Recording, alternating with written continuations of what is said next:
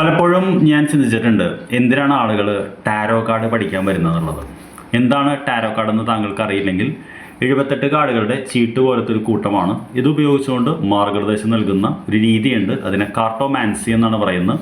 അതായത് കാർട്ടോ എന്ന് പറഞ്ഞാൽ കാർഡുകൾ, മാൻസി എന്ന് പറഞ്ഞാൽ ദൈവകഥനം എന്ന് പറയുന്ന ഒരു സിസ്റ്റമാണ്.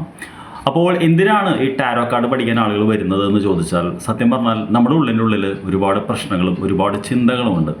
ഇതൊന്നും പങ്കുവയ്ക്കാനോ ഒരു ഉത്തരം കിട്ടാനോ നമുക്ക് സാധിക്കുന്നില്ല.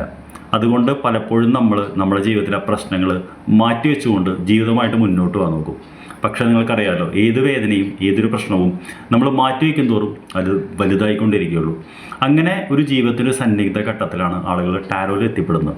അവിടെ നമുക്ക് കിട്ടുന്ന ചില ഉത്തരങ്ങളാണ് നമ്മുടെ ഉള്ളിനുള്ളിൽ നമ്മൾ തന്നെ അറിയണമെന്ന് ആഗ്രഹിച്ച ചില കാര്യങ്ങൾ. അതുകൊണ്ടാണ് ആളുകൾ ടാരോയിലേക്ക് വരുന്നത്. താങ്കൾക്ക് ടാരോ ഇഷ്ടമാണെങ്കിൽ ടാരോ എന്ന് കമൻറ്റ് ചെയ്യുക. Thank you.